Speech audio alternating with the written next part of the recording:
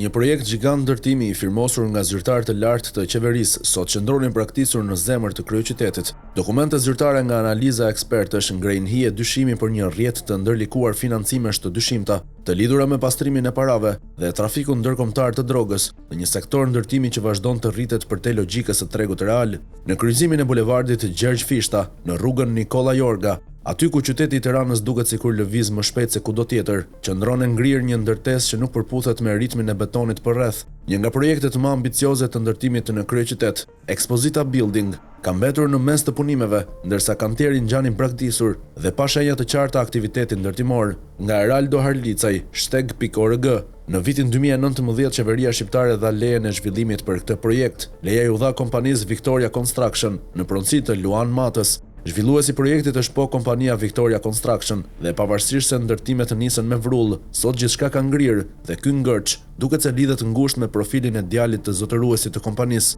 Ervin Matës. Ky i fundit të shpallur në kërkim nga SPAK që prej nëntorit 2023 për përfshirjen në trafik ndërkombëtar të kokainës nga Amerika Latine në Europë. Prokuroria posaçme dyshon se paratë e trafikut janë përdorur për të financuar projekte ndërtimore në Tiranë, një mënyrë klasike për pastrim parash. Dokumentet që shteg.org ka siguruar zbulojnë se pas këtij projekti fshihet një financim shumë më kompleks, nga sa është paraqitur publikisht, ndërkohë që gjatë viteve 2023-2024, ndërtimi dhe tregu i pasurive të patundshme mbajtën gjysmën e barrës së rritjes ekonomike, duke prodhuar 3.72 miliardë euro ose 17.5% të prodhimit të brendshëm bruto, nga 21.32 miliardë euro në total. Sipas Instat, volumi i lejeve të ndërtimit të dhëna në 12 vitet e fundit ka arritur në 12.3 milion metra katror, nga të cilat 75% janë përqendruar vetëm në qarkun e Tiranës. Pas vitit 2017, ndërtimi në Tiranë ka përjetuar një boom të vërtet. Sipërfaqja e dhënë për leje ndërtimi është 2 fishuar dhe 3 fishuar në vitet 2022-2023,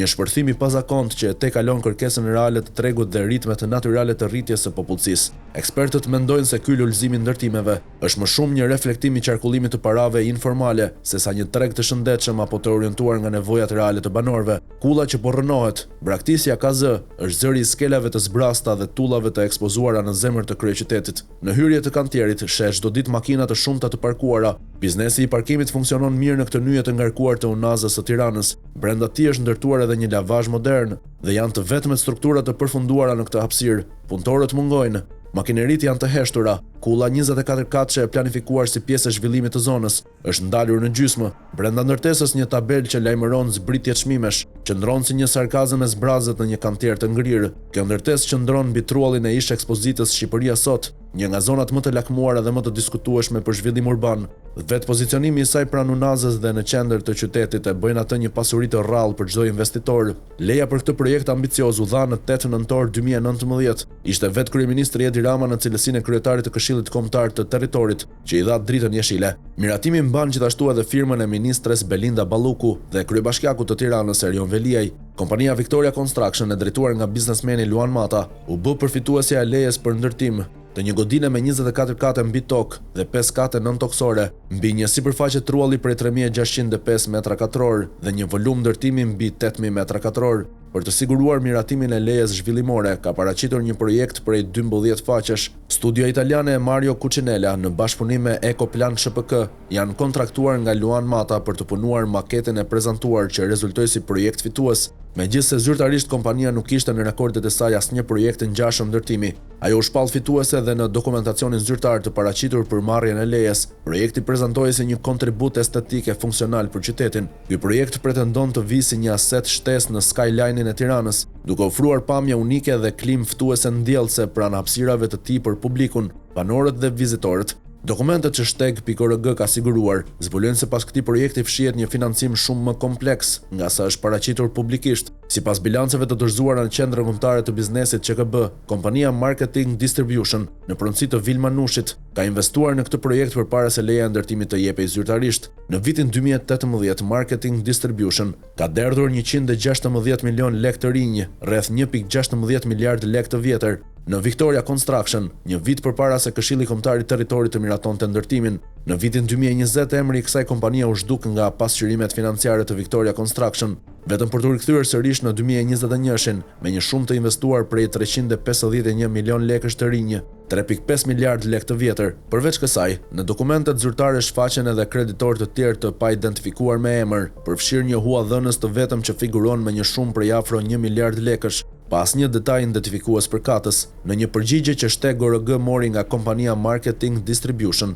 thuhet se ekziston një kontratë notariale financimi në ndërtim me kompaninë Victoria Construction, në bazë të së cilës Marketing Distribution do të përfitojë sipërfaqe ndërtimore në raport me vlerën e investuar, por sipas deklaratës, transferimet janë kryer në mënyrë të rregullt nëpërmjet sistemit bankar. Marketing Distribution nuk ju përgjigj pyetjeve të mëtejshme për sa i përket detajeve të kontratës. Mbeten pa përgjigje pyetjet se cila është saktësisht sipërfaqja ndërtimore totale që shoqëria Marketing and Distribution SHPK do të përfitojë nga kjo marrëveshje, si në terma të sipërfaqes neto, ashtu edhe të asaj bruto, e shprehur në metra katror. A përfshin kjo sipërfaqe vetëm njësitë tregtare dhe banesat, apo dhe hapësirat e përbashkëta? Pyetjet mbeten pa përgjigje edhe në lidhje me të drejtën eventuale të transferimit të pronësisë në favor të shoqërisë apo palëve të treta, si dhe për ekzistencën e një afati të paracaktuar për dorëzimin e sipërfaqeve të përfituara. Po ashtu edhe kompania Victoria Construction deri në ditën e publikimit të këtij shkrimi nuk komentoi asnjë prej gjetjeve të shteg.org. Lufta për sheshe ndërtimi. Me siguri aty do të ndërtohet më herët se sa vonë pallati që do të qërrojë dhe syrin tjetër të balkonit ton. Unë nuk munda ta shëroj atë plagë të turpshme urbane, shkruan Edi Rama në librin e tij Kurban në vitin 2011, ndërsa përshkruante zonën e ish ekspozitës Shqipëria sot, vetëm 200 metra larg shtëpisë së tij, ku jetonte gjatë kohës që drejtonte Bashkinë Tiranë. Godina e ndërtuar në vitin 1970 shërbente për dekada si sallë ekspozitash, përpara se të jepej me qira nga Ministria e Ekonomisë për Top Channel në vitin 2005. Në 2009, në ditën e fundit të mandatit, ministri Gencer Uli e anuloi kontratën me median, duke lënë pas debate, reagime publike dhe një godinë të boshatisur. Në vitin 2011, Qeveria Demokratike e kohës mori vendimin për shembjen e objektit, duke lënë pas një grop ndërtimi që për vite u mbush me baltë, mbeturina dhe premtime të pambajtura. Zhurma e bretkosave që jetojnë në kënetën gjithë plera është një nga ato pak raste ku sytë e bashkëdhëtarëve më zënë me faj dhe zërat kritik të mi gjejmë provat e pafajësisë sistematike të lidhur me FETEF-ët, me qëllimin e shumë përgojuar të përfitimit prej lejeve të ndërtimit, shkruante Rama. 8 vite më vonë, në vitin 2019, panorama ndryshoi. Pikërisht Edi Rama, tashmë si kryeministër dhe kryetari i Këshillit Kombëtar të Territorit, vendosi të miratojë ndërtimin e një kulle të re në po të njëjtin vend. Dokumentet tregojnë se zhvillimi i këtij objekti ka kaluar në përplasje të ashpra ligjore dhe negociata të mjegullta. Fillimisht, kompania Vision Construction, e përfaqësuar nga Arjan Tartari, kishte arritur më 13 mars 2018 një marrëveshje bashkëpunimi me një pjesë të pronarëve të Trullit, por për shkak se nuk arriti të binte të gjithë pronarët për të zhvilluar zonën, Vision Construction u tërhoq. Më 20 mars 2018, përmes një kontrate notariale, kompania deklaroi se i linte të lirë pronarët të zgjidhë një ndërtues të tjerë. Në këtë moment, në skenë hyri Victoria Construction, kompania Luan Matës, babai Ervin Matës, duke blerë një pjesë të Trullit nga një ish pronar dhe më pas duke bindur të gjithë bashkëpronarët. Luan Mata përfitoi të drejtën për të ndërtuar, me firmat në dorë dhe mbi të gjitha duke bindur edhe instancat ligjzbatuese për të miratuar lejen. Kompania siguroi zhvillimin e projektit luksoz. Janë 18 individ që zotërojnë pjesë nga kjo pronë, mes tyre dhe vet Luan Mata, por pjesa më e madhe e tyre kanë refuzuar të flasin për shteg.org ose nuk kanë dhënë përgjigje, edhe pse janë kontaktuar disa herë. Njëra prej tyre është vajza e një prej bashkëpronarëve. Pranon se ndjen pasiguri, frika që objekti mund të mos mbarojë në kohë ekziston, thot Warda në një bisedë telefonike. Kemi rënë dakord me firmën sipas kushteve që ata kanë ofruar. Marrëveshja është ligjore dhe e noterizuar. Deri më tani zotëria ka respektuar kontratën. Leja mbaron në 2026-ën. Nuk mund të flas për pakënaqësi kur jemi ende brenda afateve. Megjithatë, frika e saj është e kuptueshme në një sektor ku zvarritja e punimeve është kthyer në normë dhe ku vonesat çojnë shpesh në konflikte gjyqësore. Ish-kryetari i shoqatës së ndërtuesve, inxhinieri Maksim Muçaj, shpjegon për shteg.org se zvarritja e punimeve në objekt rregullohet mes kërkesave për shtyrje të afatit të përfundimit të punimit. Një muaj përpara afatit të përfundimit të lejes kërkohet zgjatja e afatit në mënyrë të argumentuar, ku kërkon miratimin e zgjatjes së lejes brenda afateve nuk ka problem. Duhet thënë se ka plot raste që miratohet, edhe nëse ka neglizhencë, thot Muçaj. Kompania Victoria Construction dhe Luan Mata refuzuan të përgjigjen pyetjeve të dërguara nga shteg.org për këtë koment. Po ashtu, pavarësisht përpjekjeve të shumta, redaksia nuk arriti të kontaktojë as me Matën dhe as me përfaqësuesit e tij ligjor deri në momentin e publikimit të këtij shkrimi. Ndërkohë, përveç urdhër arresti të lëshuar ndaj të riut Mata. Institucionet ligjzbatuese nuk kanë ndërmarrë ende asnjë veprim për sekuestrimin e pasurive të zotëruara nga familja Mata, edhe pse prokuroria e posaçme ka konfirmuar se hetimet për akuzën e pastrimit të parave ndaj Ervin Matës janë në vijim.